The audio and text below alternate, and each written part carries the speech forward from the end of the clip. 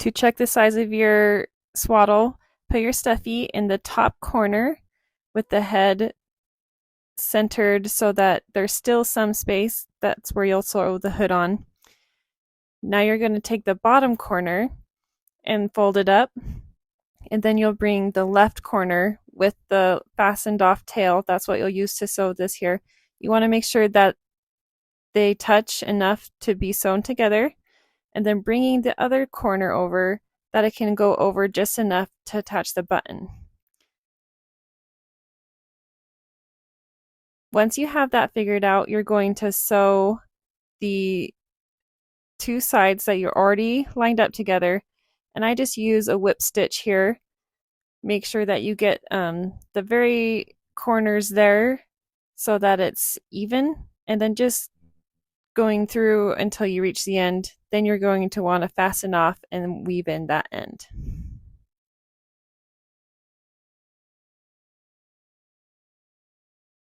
This is the hood, and since that we don't want to decrease because it wants to be a triangle, I'm going to show you how to fasten it off so it has a clean line.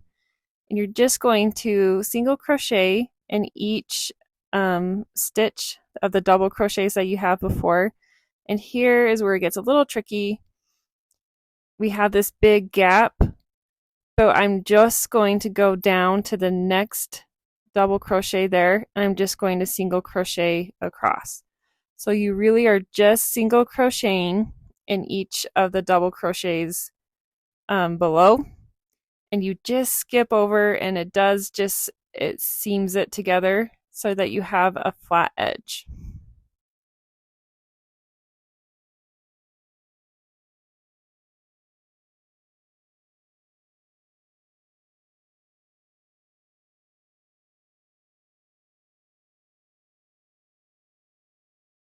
And once you've reached the end, you're just going to fasten off with the long tail. That's what you'll use to sew on the hood.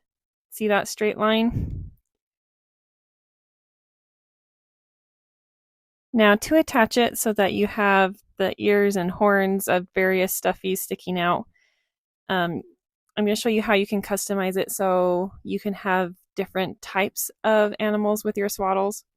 So we're going to take the hood that we have already made that nice line on. Make sure you have the long tail to sew it on, and you're going to begin by attaching it at the very top. Remember when we made sure to leave just enough room for that. And I like to use these clover stitch markers. So I'm just going to go through. It's almost like safety pinning it there. And then I'm going to do the same at the other corner here. Make sure that there's enough room so that it can be sewn on, but not too much room that it'll be a big gap. So then I'm going to line it up right under that ear. I want to make sure that's where I will sew, and so I'm going to hold it there. And again, I'm going to find the other place on the other side, and I'm going to pinch that closed. What you're essentially doing here is making sure that you have it lined up where you want to attach and where you want it to be open. Doing this also helps while you're sewing it on so that it doesn't move and you're unhappy with how it looks at the end. The top is a little bit loose, so I'm going to add a couple more of these stitch markers. I love these. I use these clover stitch markers for a lot of things. It's very, very handy for this kind of stuff.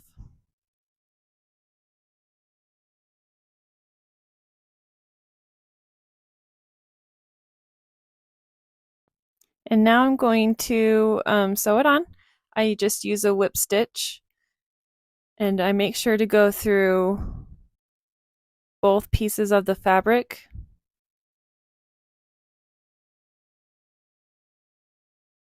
And I'm going to attach a course between this point and then the next stitch marker.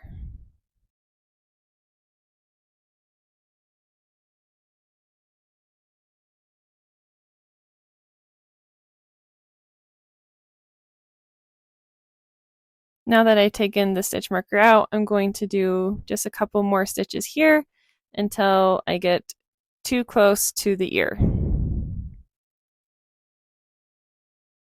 always good to double check and make sure that nothing's moved. And now I'm going to move the thread up, and I'm just going to whip stitch across the back side of the fabric because I'm not attaching it here. That's where the ear and the horn is, I guess antler for a moose. And I'm just going to go, I try not to make too big of gaps so it looks nice and clean, but I'm not too worried. It's not structural. We're just moving up to the next stitch marker for where we're going to attach. And now that we're here, obviously this is where I'm going to go through both pieces of the fabric. I'm going to do the same. It's just this, continuing to use the whip stitch and continuing to remove the stitch markers as I come across them until you reach the end.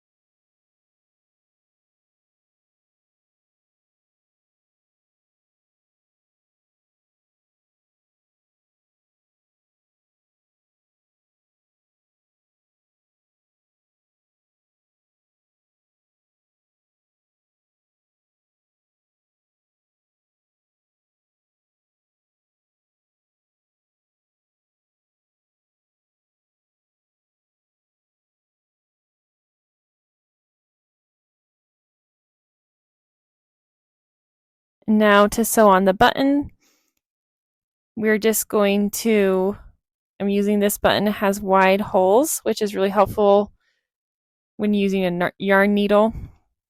And this is going to be your buttonholes, that gap between those blocks on the corner to corner pattern. So I'm making sure that it can reach over and go through that button. Now that I know where to put it, I'm just going to sew it on with a piece of yarn in the same color and just a regular yarn needle. Go through just a couple of times. Make sure it's nice and tight.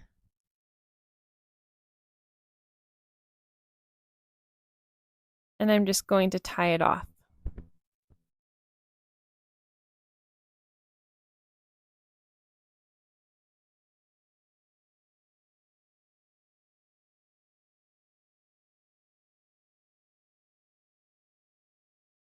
Again, you're just going to go through that gap made with the corner to corner blocks, and that will be your little button, and that's your finished swaddle.